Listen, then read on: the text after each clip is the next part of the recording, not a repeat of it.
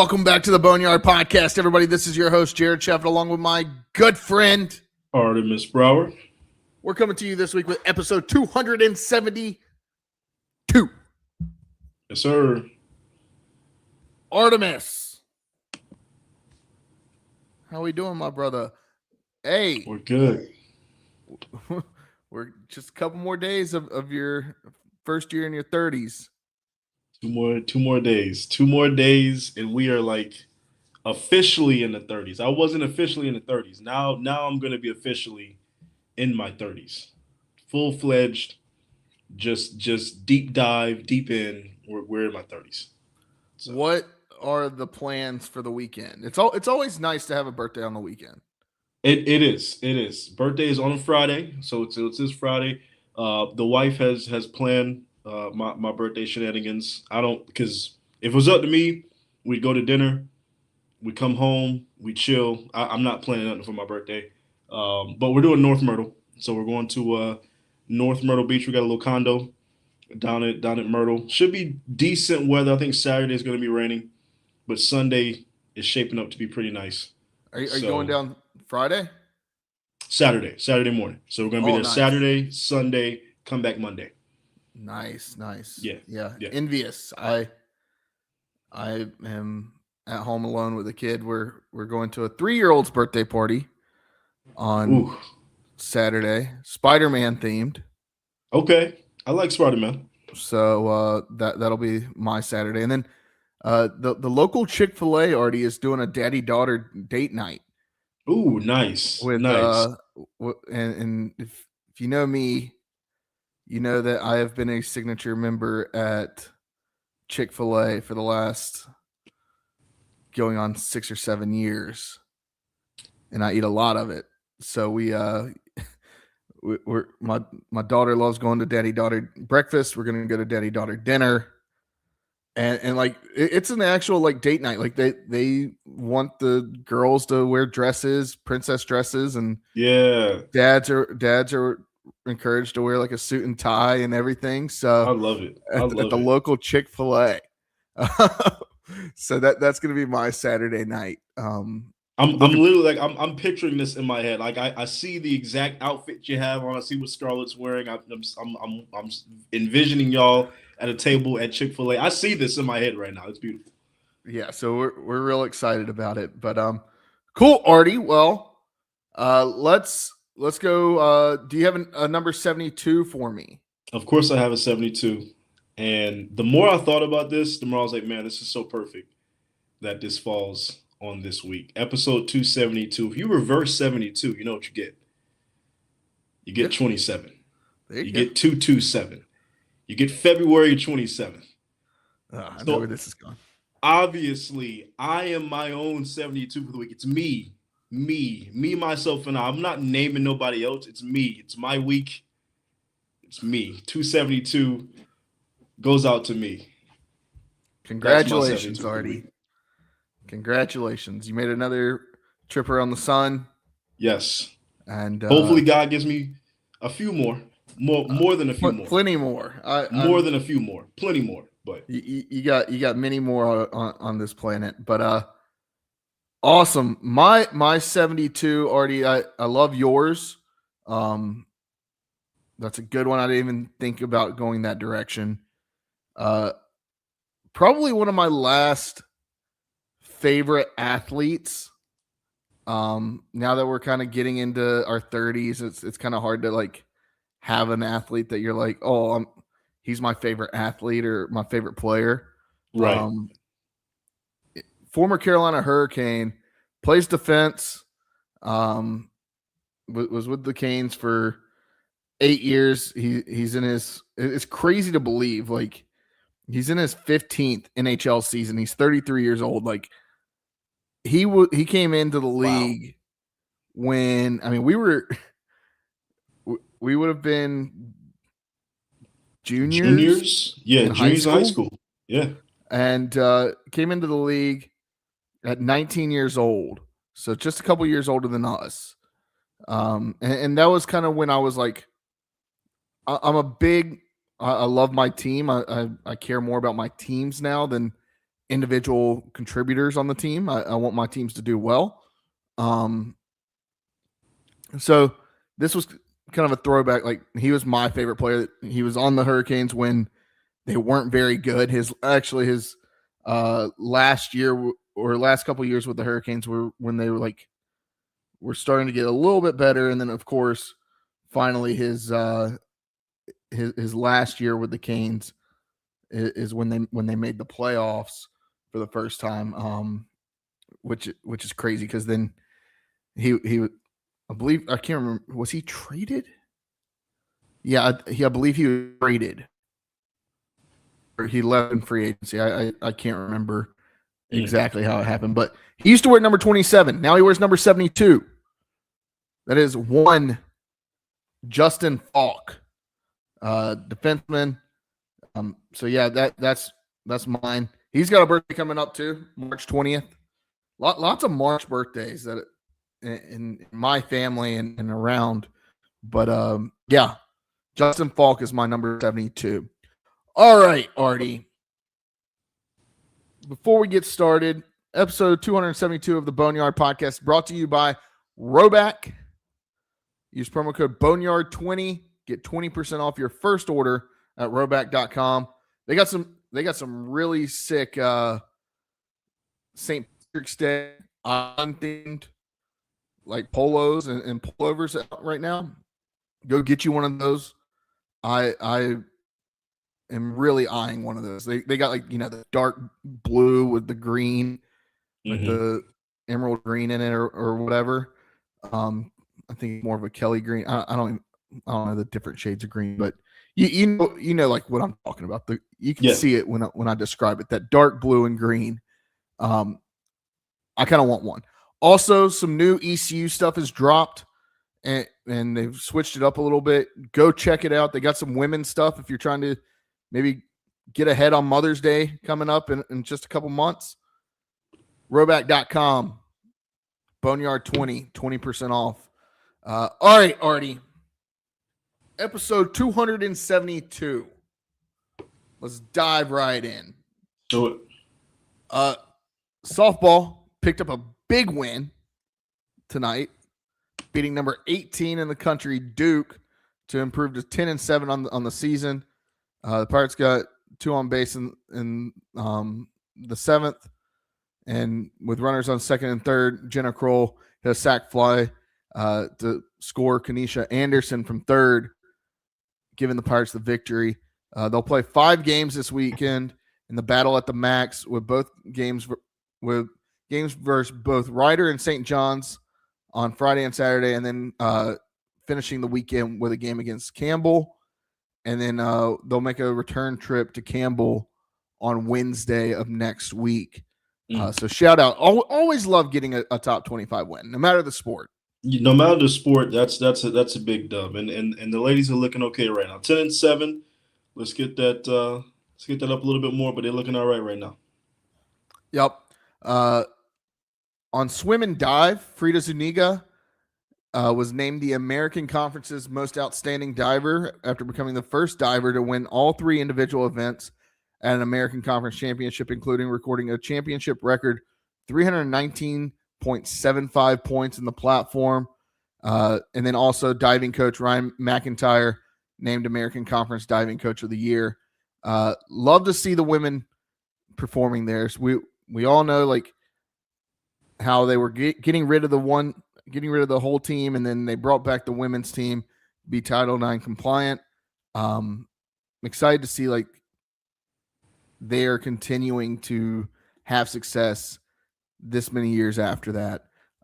So shout out to the women's swim and dive team. All right, Artie, we talked a lot last weekend about basketball. Yeah. And we did it, and we talked about what are the chances of ECU making the tournament. And we all agreed like they needed a win on Saturday when they were taking on Charlotte. To put it bluntly, they didn't get the win. Nope. The Pirates are now 2.5 games out of 10th place, which is the final spot for for the American Conference tournament. Sun's getting real low. Yeah, they got 4 games left, 2.5 games back. They do have to go to San Antonio, hoping to beat them. San Antonio hasn't had a win in conference all year long. Of course, my prediction is watch that be the game that they get. Their one conference would be against East Carolina. I don't know, man. Some shady stuff happens at UT San Antonio. Whether it's football or basketball, now you got baseball like knocking down the door. But anyways, yeah, I just don't see it, man. And like I said last week, I'm honestly A-okay with not having to spend any more money on the basketball team to travel to Birmingham for the conference tournament. Yeah. No, this in terms of men's basketball, this season is a wash. Let's wash our hands of the filth that is this basketball season and let it be a quick death. Because it's going to be a death. But let it be a quick death. Yeah. I mean, just take them out behind the barn and make it quick. That's all I ask. Pay your final respects. They'll play Memphis this Sunday at home at 2 p.m. So maybe you're a masochist like myself. Go out there, enjoy it. I don't know. That's all I got to say about men's basketball. Yeah, I did see a graphic today, like talking about coaches on the hot seat, and they talk about Schwartz.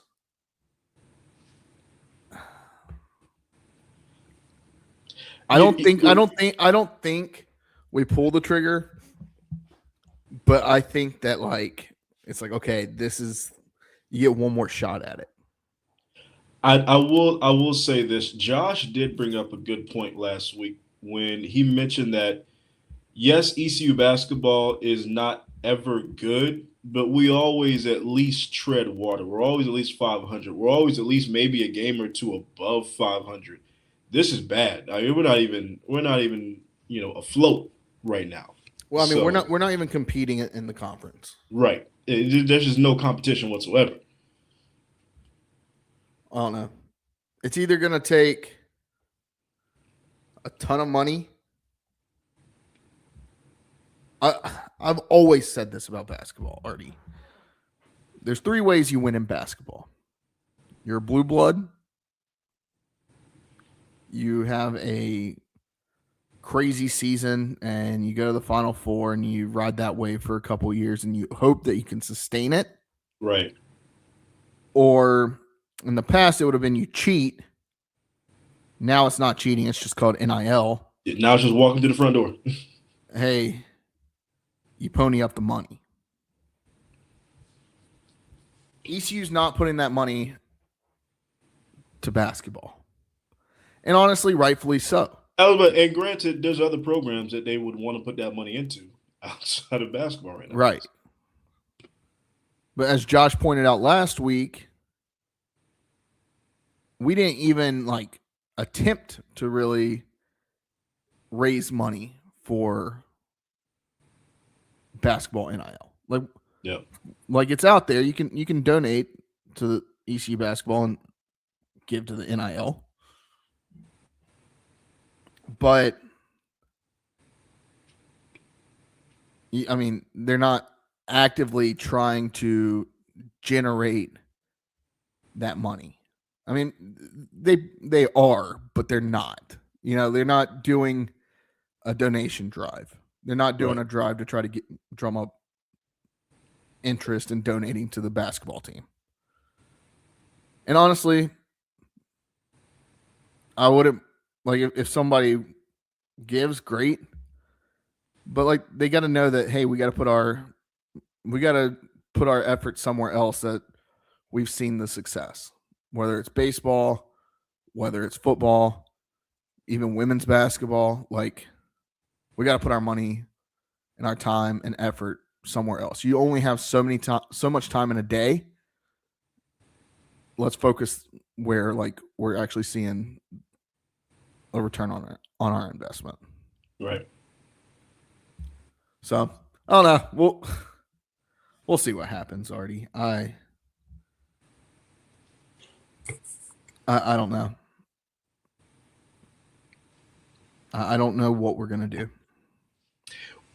Look, I agree with you. We also maybe just have to find a diamond in the rough in terms of coaching. Like just find a young, hungry, young stallion out there that does not have a name for himself, is not proven, but just comes in here and just completely turns it around. Which that's gonna take luck too. But sometimes you gotta luck into that. Well, I mean that was what Coach Schwartz was supposed to be. Yeah, and that's what we thought. That's what we thought. He was supposed to be Especially coming from Tennessee. not so much the diamond in the rough. I mean, he had the number he had like a top 5 defense at Tennessee. He was coaching the defense and came to ECU, got his first like head coaching gig. Was kind of like the hot name, up and coming, and then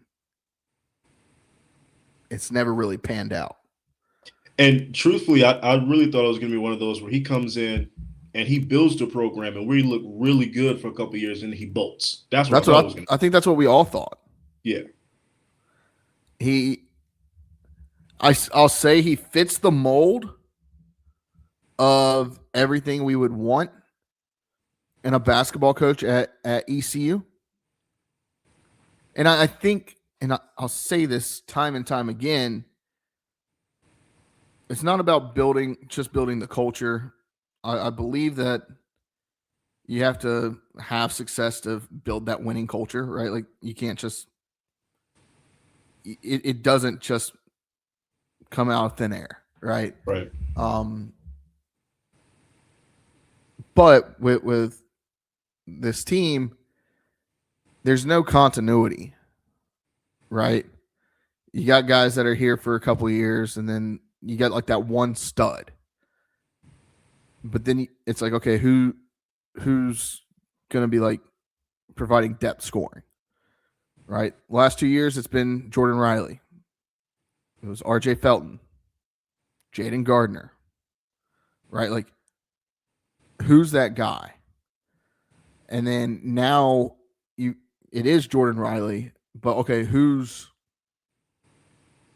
your depth pieces? Who's right. You need to be able to go out there and anybody could have a night, right? And when it's piecemealing teams together and the recruiting, the high school recruiting and transfer recruiting, just nothing's hitting. Or the ones that have hit, like they're hurt or they've got other problems coming in. So it's just trying to build that. And I think Schwartz is a great salesman. I think he's done really well at selling ECU to some higher profile recruits. Right. But who knows, like, if those recruits are going to ever pan out. So, I don't know, Artie. How would you fix ECU basketball? I mean, look, it's at this point, it's going to take the buy-in from the money, but it has to be a willingness to want to kind of go all in, right? So it's going to be a gamble. I really feel like it's going to be a bet it all on black. We're going to gamble. We're going to allocate these funds to ECU basketball, and we're going to go all in. And we're either going to crash and burn, and that's just going to be that, or we're going to see this program rise. I really just think that's just what it's going to take. I feel like it's kind of been somewhat half-assed, maybe less than, for ECU basketball, and it's going to have to take a all-in approach, all-in. We're going to gamble on this, and we're going to go all in, and we're just going to see what happens on the other side. So go ahead and get that $100 million from Mr. Beast. That'll work too. Yeah, and I mean, you got one of the best recruits that you've ever gotten, if not the best recruit you've ever gotten at ECU coming in next year. Draylen Creasy, 4-star, coming into ECU. So Um, the guy had offers from Mississippi State, Oklahoma State, Texas A&M, and Virginia Tech, and he chose ECU. So that tells you something about Mike Schwartz. But what can we do next year? I don't know. Got to build around these guys. True. And when you're out there recruiting, because I feel like when we recruit, we do get those one or two guys that are really like the kind of guys that have come in. They maybe were overlooked a little bit, but they come in, they shine, they move on somewhere else. Getting those depth pieces, like you mentioned, getting those guys that can come in and really fill a roster, that really just want to get it out the mud, really want to grind, really want to cater to their craft, building a building because in this current structure that we're in this NIL structure that we're in, the main guys are going to dart. The main guys are going to leave. But if you have some depth, if you have some pieces that can still go out there and get you some productivity, night in and night out, while you're trying to get another one or 1A or 1B, that's also going to go a long way. Yeah. I don't know. I just don't know, Artie. Um, And then just the state that we're in too. I mean, it's North Carolina. So trying to build a legitimate basketball program in a state that already has two bona fide blue bloods, and then love them or hate them at NC State that is a household name. It's hard. It's hard. yeah. I don't know. We've always said we need to recruit better in our region, and we've not done a good job at it. We Right. have a plethora of guys that Oh, don't get in Eastern North Carolina, yeah, that don't yeah. that don't get the looks from ECU, but for whatever reason. But all right, Artie. Instead of watching the men's game on Saturday, I was watching the ladies, and man, I thought they had it. I thought they had it. Ooh, what a game! That was a fantastic basketball game Yeah. that went on in Minji's on Saturday. Got to give credit. Dominique Ennis hit the game-winning three with 12 seconds left to give Rice the win. ECU just couldn't get it back. Couldn't get those points in the final seconds. They had opportunities. They had a look. It just, I think they rushed it. They were trying to make sure that, hey, we're gonna get a shot. I think we took a shot with like 5 seconds left, but it wasn't a great look. It was a fadeaway from like just off the block, and not great. And it could have very well been a foul, but the refs were right in letting them play it out. So, unfortunate that you couldn't get it done. But Rice is a good basketball team. I mean, look, it took a game-winning shot from an undefeated team in conference who should probably be top 25 if they're not already, but should be top 25 in Rice. It took a game-winning shot for them to beat us. Everything's still on the table for this ladies basketball team. And if you beat Rice in that moment, I mean, sky's the limit from there. But everything is still on the table for that team. As good as they are, a team that is likely going to make the tournament with how they look right now, for them to have to go to the wire with you, and it takes basically a game-winning shot to beat you, you're right there. I walk away from that game disappointed that we lost, obviously, because I know we're a good enough team to beat Rice and really compete with just about anybody. But you still walk away from that loss saying, okay, we're right there. We're right there. Yeah, Rice is ranked 30. They're receiving votes. When you count out the votes that they're getting, they're ranked 35th in the AP poll and 28th Which probably has to do with their strength of record. in the Coaches Bowl. So, I mean, just an absolute. But undefeated in the conference is undefeated in the conference. What are they, 14-0 now? I mean, it's just absurd. It's insane. Kudos to them. They won the game, but I would love to see that be the championship game. Yeah, run it back. And run that back. We need a rematch of that. And honestly, that's going to be the American Conference's best opportunity at stealing a bid. At getting to it. Yeah. Now I will say, yeah, we've got to run the table now. We've got to go into we got to run the table. You have to win it to actually get into the tournament. But yeah, if ECU runs the table, we see Rice again in the conference championship game. I do think you get 2 wins if that's the case. And ECU wins. ECU, I mean, all things hold, and ECU finishes the season second in the conference. They have a bye all the way to, I believe, the semifinals. So you've got the best opportunity that you've had to do it. And I mean, this is a team that went wire to wire. What, 3 years ago? 2-3 years ago? Yeah.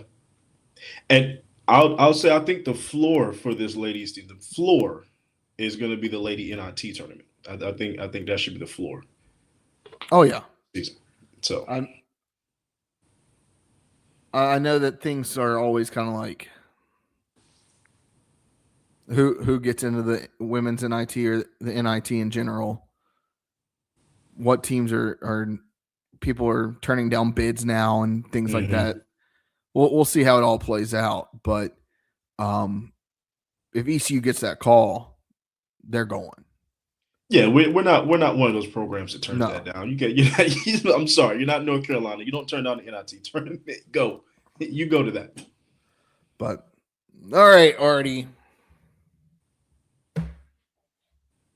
Let's transition to baseball. Let's do it. What a up and down weekend it was for ECU. You had the lowest of lows on Friday, getting run rolled at home, shut out against Carolina. Then you go in Saturday and absolutely mollywop them in game 2 at DBAP. Yeah. And then Thursday, third game, Sunday at Carolina. You have a lead going into the 5th. You give up 2 runs in the 5th. Oh, all of a sudden, okay, it's going to start raining. We're going to tarp the field. Rain delay. Okay, now we're just going to call it tie ball game. Just a crazy weekend that when I saw the game Friday night, I was like, oh boy, like this is going to be a long weekend. Saw the game Saturday. I was like, oh man, like here we are, like we're doing the thing. And then Sunday, it was just like, okay, well, that's kind of a letdown. Just all the emotions, just absolutely all the emotions. You can't get as low as what you were Friday, as high as what you were Saturday, and then as meh Sunday. But I feel like that was one of the most scripted baseball series that you could have. Like it just you lose 10-0 on Friday, then you turn around and win 10-3 on Saturday, then you turn around and just tie 3-3. Who's writing these scripts? That's all I gotta say. Who's writing the scripts? Yeah. Shout out Grady Linehan. Single away from the cycle and Saturday's win. 6 RBI. Like, dude's a freshman. Absolute stud. Love seeing that. I'm really excited about seeing what he does the rest of the year and his career at ECU. Probably the big bright spot, him and Sean Jenkins on Saturday. Sean Jenkins was named the conference pitcher of the week after helping ECU secure their 10-3 win. on Saturday at DBAP. He entered in the bottom of the fifth with the score tied 3-3, and I mean earned his first win to go 1-0. Yeah, that's a big kind of I'm here moment. Yeah. Still looking for. I think, and Ethan Norby shines brightest when the lights are on and are the brightest. And he needs that added pressure. I think as we go down the stretch, he's going to get back to what we were seeing last year. I'm not at all concerned with the production that he's put out on the mound, but I would love to see him kind of like go deep this weekend on Friday. Yeah, and you're almost 10 games into the season now, so I mean it's come and gone like nothing. And it's just kind of meh, right? You're 3-4-1. It's just kind of meh. I need a little more giddy up. I need a little more inspiration. That's all. I just need a little more inspiration, a little more giddy up from the squad. I know they got it. I know they'll be all right, but I need a little more giddy up. That's all. For sure, and that they're gonna get back on the path tomorrow when they take on College of Charleston at Segra Stadium. Before having the LeClaire Classic this weekend. Artie, prediction time. What are we saying ECU's record is after this weekend? The College of Charleston game really is interesting tomorrow. But if we're just talking the weekend, that's a sweep. I'm calling sweep. Rutgers, Troy, Western Carolina. I'm calling a sweep.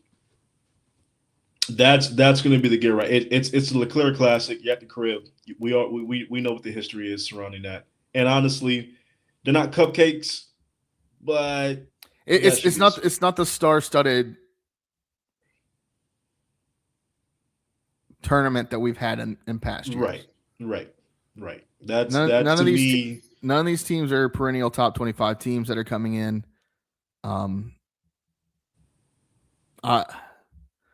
It's some interesting matchups, but none of them that are going to be like, oh man, this is really like a true test, in my opinion. Now we saw what happened week 1 against Xavier, right? But now you're getting into your third weekend.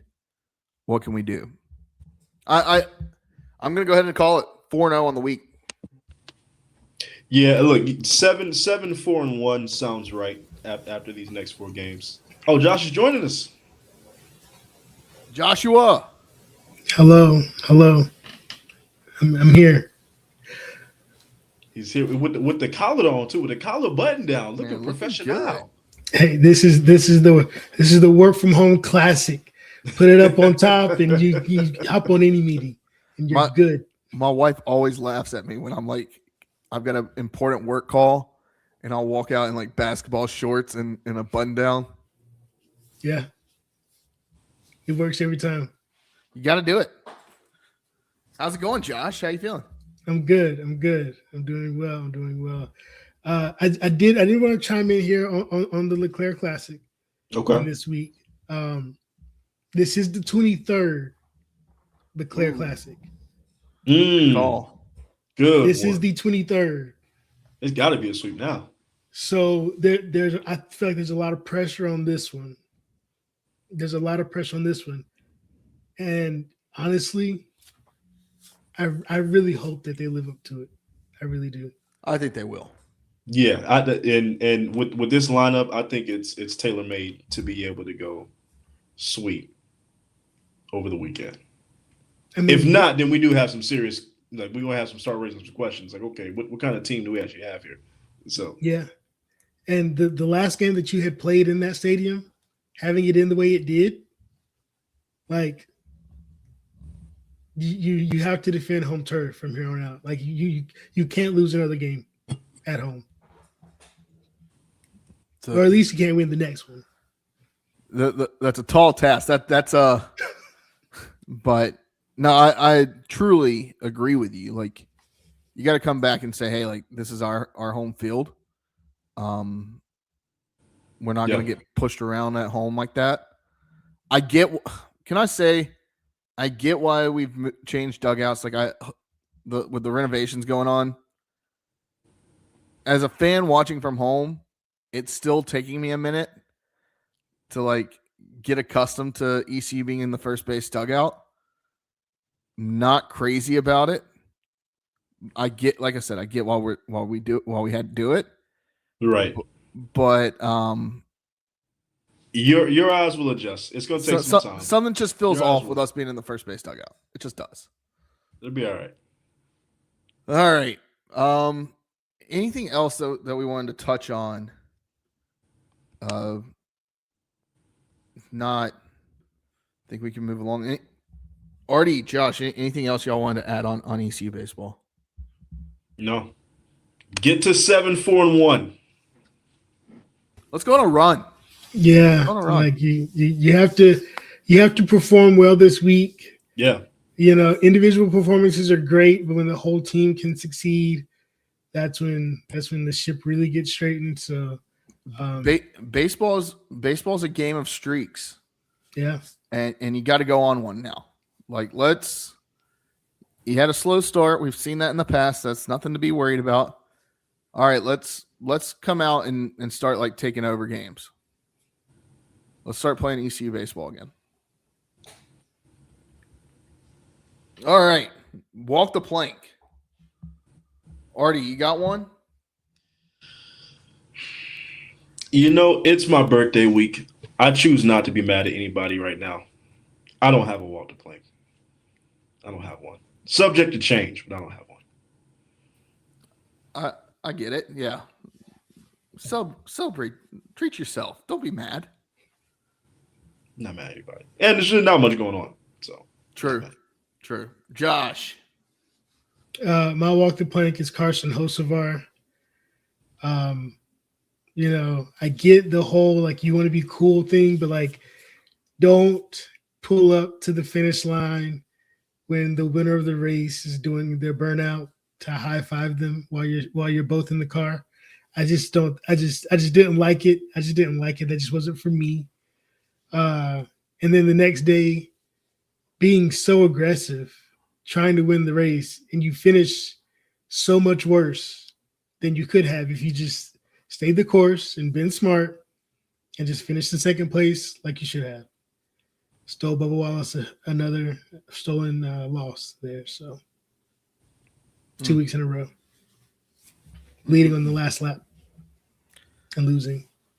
Yeah, I never really liked when other drivers would like.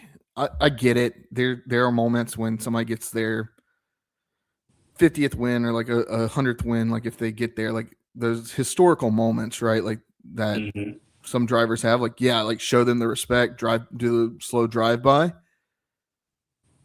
But for the most part, just let the guy celebrate on his own, and then give him a high, go dap him up in the winner circle or in the garage area or wherever. Just, I don't know. Right. It feels like you're kind of making it about yourself. It's because you are. That's all that is. For sure. All right. Anything else before I go? Go ahead. All right. I've been holding my tongue and not like saying anything, not like, and I want to preface what I'm about to say by saying, I don't care where you are, who you are. Like, this is purely just my opinion. And I think it's the day and age of where we are as a world, as a country, as just the day and age of technology and social media, and everybody has a voice. I mean, hell, we've done a podcast for the last 5-6 years now already. Like, our 6-year anniversary is coming up in like 2 weeks. Yeah. So like we have a voice. For some reason, everybody here still tunes in, listens to us. People still subscribe to us on Spotify and Apple, and we appreciate that. I'm going to say this. I have grown up a fan of sports my entire life. And not once have I given a rat's ass about what my favorite athletes' political beliefs were, what like they think. I don't need them. And part of this is me, like I've lived a very privileged life, and I understand that and hand up, like I will admit that. But at the same time, I've grown up playing hockey. I grew up playing hockey my entire childhood, right? I grew up in this. If you have to know you have to know the culture, and hockey culture. There's a lot of bad in hockey culture, but at the end of the day, a lot of hockey guys are what I call lunch pail guys, and those are my favorite. Those guys that just shut up, they go to work, they're proud of what they do their job, they go home, they're not flashy, they're not like all this other stuff. And that's why, that's part of the reason I love hockey. But it would be it's ignorant, or not, maybe ignorant's not the right word, but it's looking at hockey culture and looking at the NHL and looking at these guys that play. 85 to 90% of them lean on the right. Okay. But now you've got this subsect of social media on hockey Twitter. It's crazy to me. They're the loudest people on Twitter. And they're these people that want their hockey players to stay and do and be political activists, when that's just not hockey players. That's just not who they are. They say, hey, we're going out there. We're a team. We're going to win. We don't care whether you're this, that, or the other. We don't care what you believe in, what you don't believe in. We're a team. We've got a bond. We're out here to win. Look, the men's and women's team both supported each other this past week or past 2 weeks at the Winter Olympics, or Winter Games, as Josh made sure that we called them last week. And they supported each other. They were at each other's games. They were talking about other. They were hyping each other up. After the men's game, and granted, I get it. Like the men, they took a call from President Donald Trump, and he made a comment. I don't agree with the comment, but at the same time, like all these people on social media are coming after the guy saying, "Oh, you should have like put the president in his place and like said." Like, you shouldn't say these things. Talking about inviting the men and the women to the State of the Union tonight, and talking about inviting them both to the White House. Like, he made it kind of jokingly, but like, who are these athletes to tell the president, hey, like, you can't do this after they just won gold 30 minutes ago? Who are you to tell them that? Who are you to tell somebody or say like, oh, I don't like you. I can't watch you. I can't be a fan of you because the president of the United States, no matter who the president is, whether it's Donald Trump, Joe Biden, Barack Obama, Bush, Clinton, whoever, if you do something spectacular, like win the first gold medal in men's hockey in 46 years, and the president invites you to the White House, I don't care what, Artie, you know me and where I stand politically. I don't care who the president is. That's an honor to go in and say, hey, I represent my country on the highest stage and won the gold medal. I did something spectacular in an awesome fashion. Who are these people online to tell these athletes like, hey, you're terrible because you're doing this? And likewise, I don't agree with people saying, oh, like, you're terrible for not going. It is the player's like option. They can go or they can stay at home. And if the player chooses to go, I can't like fault them for doing that when, hey, it's a team decision. All the guys are going. Every single one of them's going. They were flying on the president's plane earlier today. Like, I can't fault them. And I don't mean to like make this, I don't want this to be political or whatnot, because you know where I stand. I don't stand on, like, I don't care what anybody's politics are. You're either a good person or you're a bad person. A lot of politicians are bad people, both sides of the aisle. I don't care. But when you play hockey and you play for Team USA, whether you're on the men's team, women's team, whether you do luge, whether you are a track star, whatever, and you decide to wear that red, white, and blue and put that USA on your chest, you are representing the country, and that's supposed to make you proud to represent the country. And there are a lot of reasons to be proud to be an American, and I know people are going to have their reasons to not be proud to be an American, and I can understand that. I'm going to a lot of times disagree with it.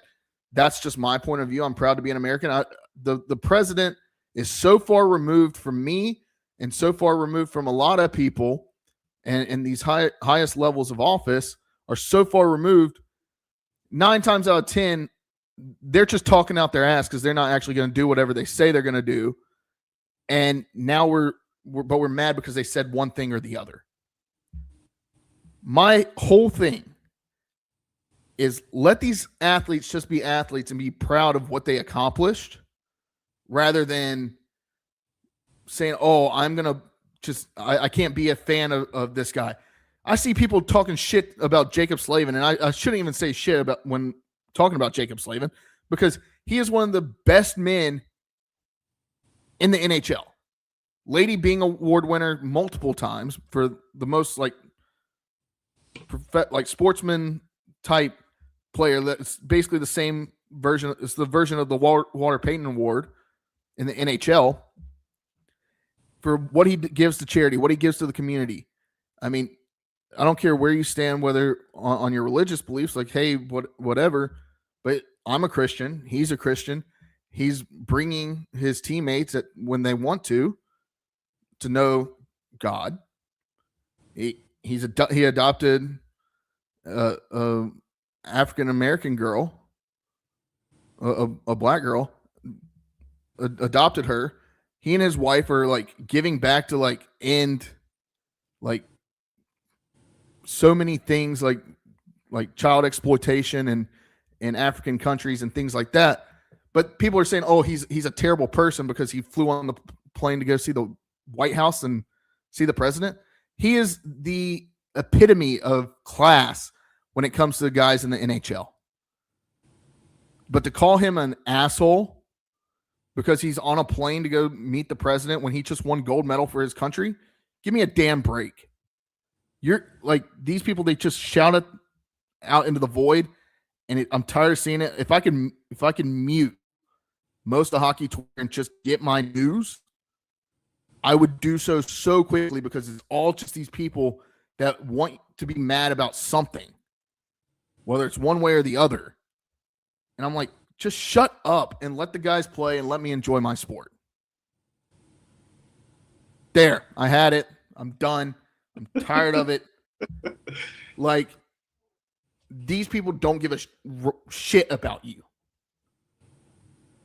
Like, these guys are just going and earning their paycheck, playing the sport that they love. Who are you to tell them like what they should believe? That's my opinion. Same goes for me and like Colin Kaepernick. Who am I to tell Colin Kaepernick that he shouldn't believe one thing or the other? He has the right to do that, just like these guys have the right to decide to go to the White House together. That's it. That's all I got to say. I don't know. We should be proud as Americans that our team won. But I knew as soon as we won, it was going to be a shit show because people are upset and have to turn everything like political. I don't know. Well, I mean, look, I don't have much to add to that. I think that was well put. But that's kind of the current state of what it is, and this is why you shouldn't be on social media that often. Get in, get out when it comes to social media. I said I said 2 weeks ago, Artie, I wasn't going to have an opinion on anything. This is the only thing I've had an opinion on in the last 3 weeks. And do I have an opinion?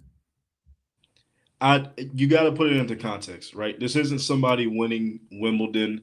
This isn't somebody just winning the Super Bowl. This is the Olympic gold medalist team representing the United States of America. And I think you can separate the office and the man. I think those two things can be true. I am a history buff. I have deep respect for the office of the presidency of the United States. I think it's just one of the most prestigious, obviously the most prestigious probably office in the world. So I think having that respect should be there, honoring that, going to the White House. I'm pretty sure they're not batting 1,000, if we're being honest. I don't think every single person on the women's and men's hockey team is a Donald Trump supporter, if we're being completely honest. I don't think they're batting 1,000, but they have respect for the office. They want to go and represent their country, and you got to put it into context. So from that perspective, I'm with you. I don't really understand the outrage. I think sports is one of those last pillars that hasn't been affected by political divisiveness to an extent where it really affects people, because sports is supposed to be the great equalizer and it brings people together. People come together. When I watch sports, I'm watching sports to get away from all of that bullshit, all the political, all the religious, I'm watching sports to get away from that. You and me can go to a sporting event. You can be the most diehard Republican and I can be the most diehard Democrat, and we're getting drunk watching a football game together, at a sporting event. That's what it's meant for. That's what it's supposed to be at its core. That's what it's always supposed to be at its core, bringing people together. So no, I don't understand the outrage with that, because I understand respecting the office and being able to separate the office of the presidency and the actual man that is president. So yeah, Artie, when I have him captive for 3 hours on our trips to and from Greenville, most of the time gets to hear my rumblings about where my beliefs. And I don't know. I mean, Artie, you can tell. I typically, I lean a little more right, but you can back me up here. You're very neutral. I'm pretty down the middle on a lot of things. I am too. I would also I think most people in this country are. We're it's the ones that are. We are.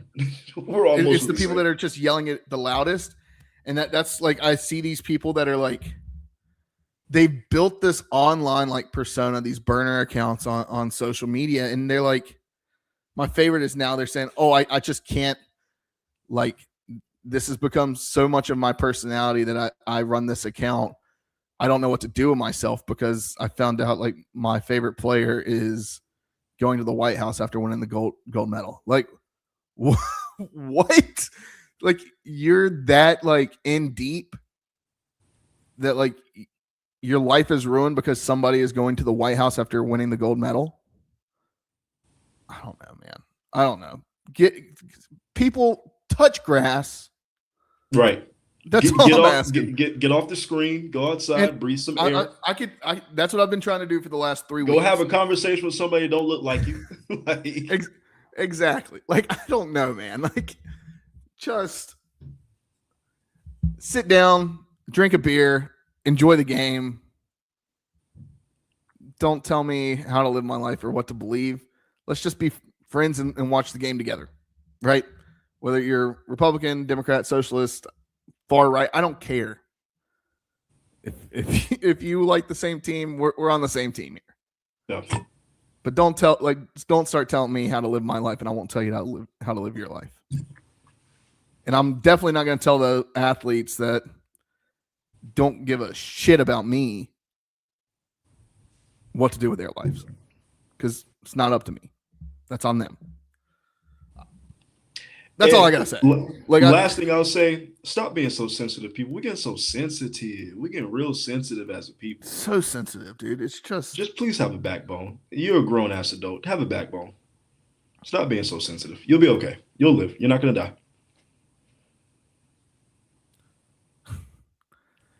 Yeah.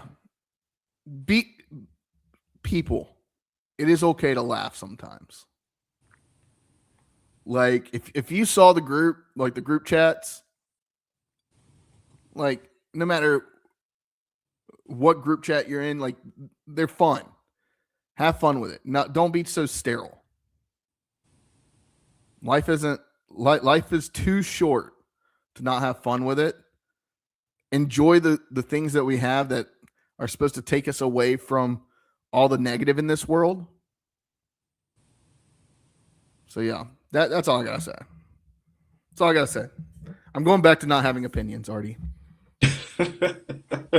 I have felt so much better when I haven't had an opinion. But this one just kind of irked me because I was like, let these guys and girls have their moment. Like, don't make everything about it's really not that big of a deal. Truthfully, it's but like really not. They didn't come out and actually say like how they feel, who they voted for, what. It's not that big of a deal. That's the thing is like most NHL guys are. I would say 90% of NHLers are going to lean right. They just are. Yeah, you're going to have those that don't, but most of them are going to lean right. But like, don't get mad at them. Like, don't get mad at somebody for not using the pride colored tape on their stick on Pride Night. Like, if that's their, like, yes, they are making a statement, but at the same time, like, if that's not what they want to like support or whatnot, like, okay, move on with your life. Like, one person isn't supporting it while 25 others are, right? Like, but we decide to zoom in on the negative in this world so much more than just zooming in on the positive. And I think that's the real issue with society right now is, hey, and I know this walk the plank is all about like, you know, zooming in on something negative, but yeah, that's touch grass, people. Enjoy sports. Not everything has to be political. Love your friends. Love your fellow fans. And just have fun with life. And don't have an opinion on anything. Don't be so sensitive. No, have an opinion. Just be open to other people's opinions. Josh. I'm going to pull something up while you're giving opinions. This is kind of fresh. Give me 1 second. Is this something from the State of the Union? No. I got to check my Cal sheet. No free ads. Yeah, it's still going on, by the way. I got it. Is it? I enjoy watching it. I do too. I've even since I've been a kid. Oh yeah. As somebody that does like, I wouldn't say that I'm a political like enthusiast. I don't know if you're a political enthusiast, you got some wrong in your head. Yeah, but yeah, too much Tommy hands. I do enjoy like the pomp and circumstance around like the State of the Unions, the inaugurations. I don't care who you are. I watch them all. I do. If I can watch them, I'll sit down and watch them. What you got, Josh? What is this? First of all, as a political science major, public administration master's recipient, okay, it is okay to be a political junkie. It is okay to know the ins and outs, to know the rules, right?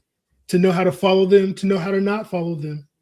Right? Okay. Like fair. there are people who need to understand so that when the systems need to be upheld, they can be upheld. And when the systems need to change, as long as you're going on educating people, they can change. Yeah. Right. But here's the thing. When things need to change, by all means, let them change. But let's change them in a way that benefits. Yeah. Right. The Hippocratic Oath.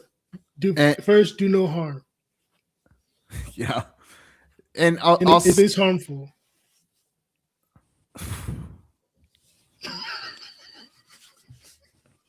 The hell am I looking at? We went from the Carolina Mudcats to the Summer League Zebulon Devil Dogs. Zebulon Devil Dogs. Who will be playing their inaugural season in Five County Stadium this summer. Catch some EC players. The Mudcats are no more? That's not a thing? No, the Mudcats have dissolved the operations in Zebulon, North Carolina, due to failed leasing agreements with 5 county stadiums owned by, once owned by the city of town of Zebulon and Wake County. Now Wake County will be using it as a multi-purpose facility for their upstart baseball team.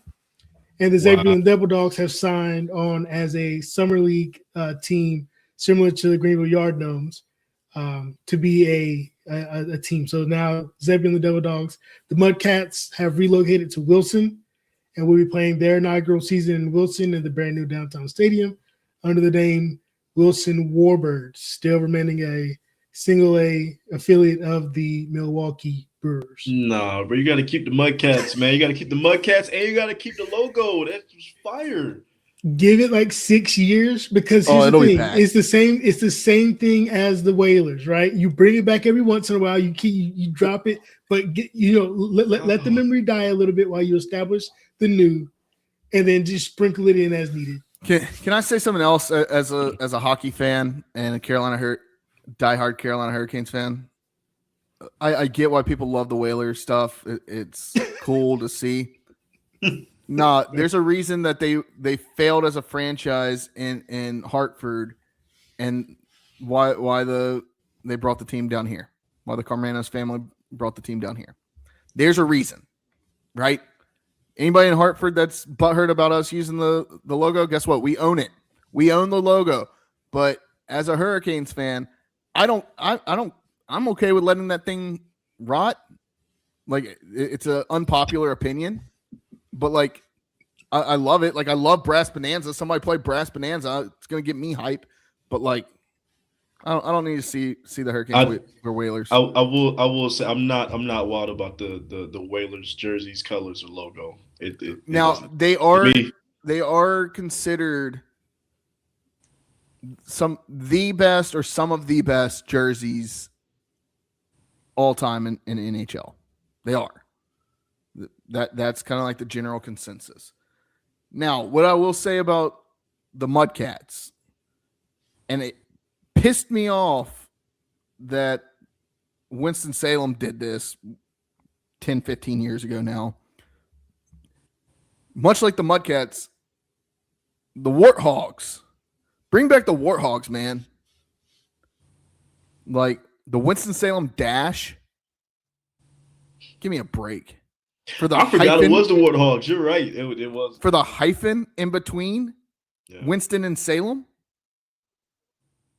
Like, we should have just been the Winston-Salem chain smokers. I don't give a shit.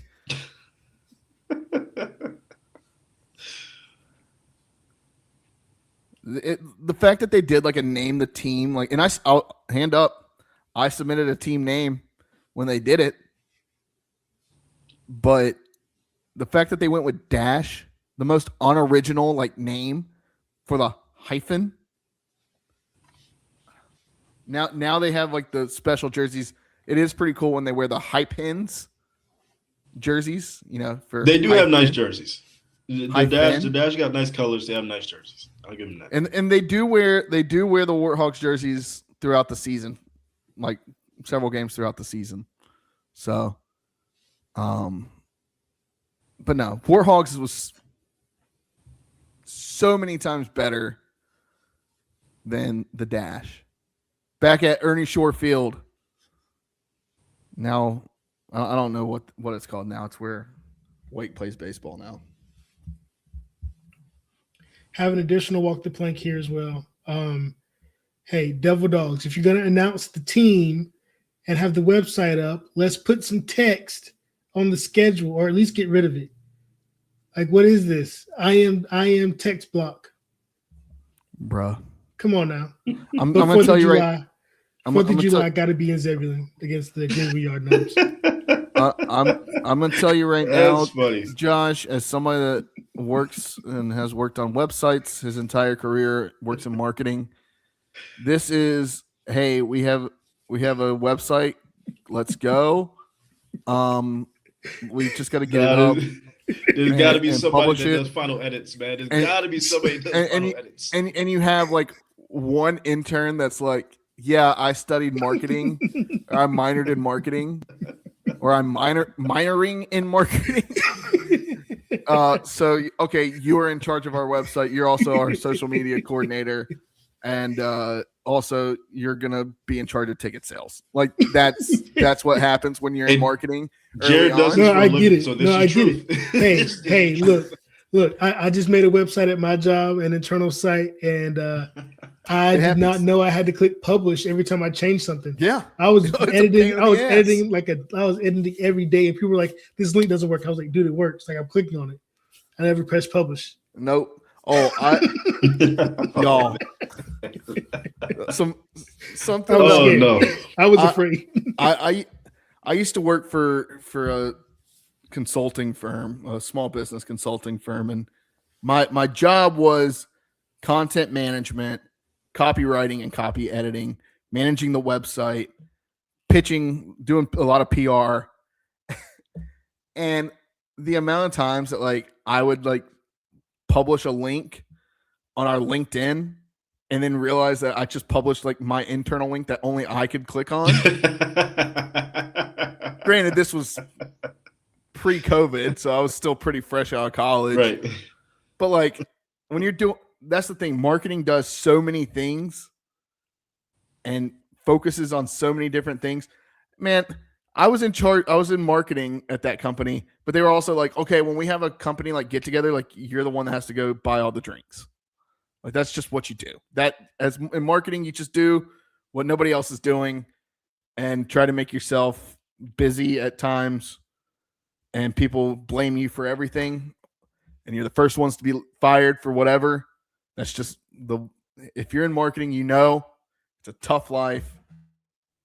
But if you get through those first 5-6 years, I'll say you live pretty nice. That's all I got. I just want to say two more things real quick. First of all, American Conference. I am expecting the conference schedule to be out this week. Yes. February 28th was the date last year. I need it on the 27th this year.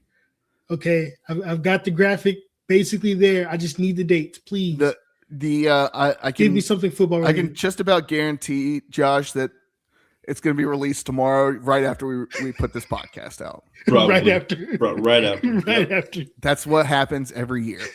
It's like we record, and then boom, hey, here's an announcement from the conference. No, I agree. And Tim Pernetti has been very adamant about, hey, like we're releasing it. He always said mid-February, and I was thinking about that earlier over the weekend. I was like, we're in the final week of February, Tim. Like let's get this going. We should reach out to the conference and be like, hey, can we get Mr. Pernetti on to after that's released so we can. I got some questions to ask the commissioner. What's your other thing, Josh? Okay, my other thing is Breeze Airlines today officially announced, or not today, but recently announced the direct flights from RDU to Birmingham, Alabama on Friday. The Fridays and Mondays, I believe it is, just in time for the trip. For the game. Okay. All right. Perfect weekend set up, $39 seats. I appreciate that plug, Josh. I'm about to the flight right now. I'll send you a screenshot of something else. If you got some Sky Miles on one of the airlines, you can fly out of Greensboro. American, yeah. No, the Delta American. I gotta look at the Delta one.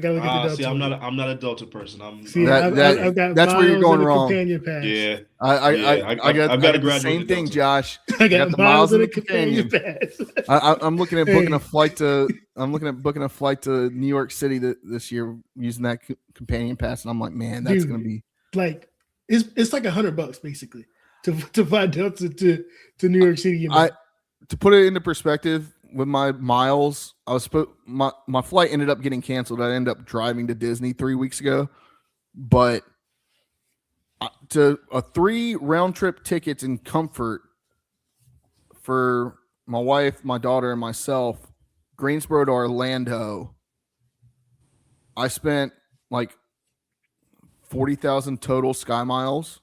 between 3 tickets and paid like $36 in taxes. Like that was my deal. I've got a similar thing going down for Birmingham out of Greensboro. Okay. So, Josh, if you want to get on the same flights as me, we can figure that out. Oh yeah. All right, boys. Anything else? I've got nothing. All right. Thank you for listening to the Boneyard Podcast, the official or the premier podcast. I was going to say the official, unofficial, thinking of way back in the day, that throwback. The premier podcast of Pirate Nation. We love you. Subscribe wherever you get your podcast, Apple, Spotify, wherever. Subscribe. Leave us a 5-star review. If you don't, you can walk the damn plank, just like the people on Twitter. Subscribe on YouTube. Give us a thumbs up. Hit that notification bell so that way every time we go live, you're notified so you can listen to Josh, Artie, and myself ramble on about the happenings around East Carolina University every single week. And then, go to roback.com, Boneyard 20% off your entire order. Follow us on social media at Boneyard Podcast. That's it. That's all I got. We love you, Pirate Nation. We'll as always, we'll talk to you next week. Wash your hands, wash your butts, Pirate Nation. Hey, take a birthday shot on me, but I'm not paying for it. What are we drinking, Artie? What's the birthday shot got to be?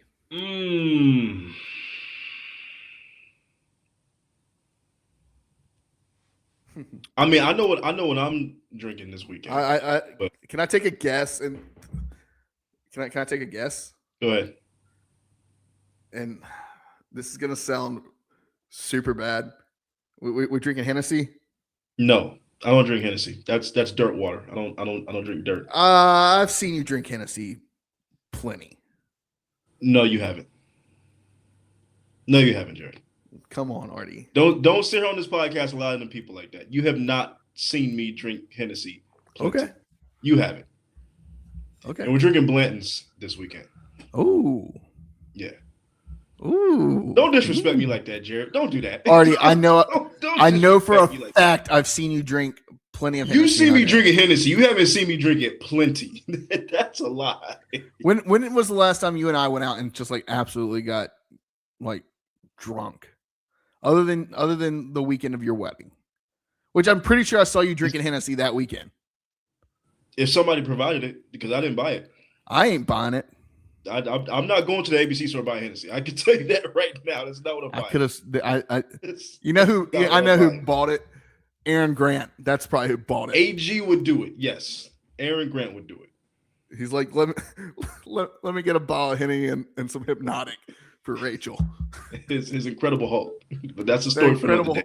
Oh boy, not bad. The Incredible Hulk. It's not terrible. It's not. Wasn't terrible. bad. It'll get you there. It'll definitely get you there. All right, Artie. Let's get the fuck out of here. Dudes, Pirate Nation.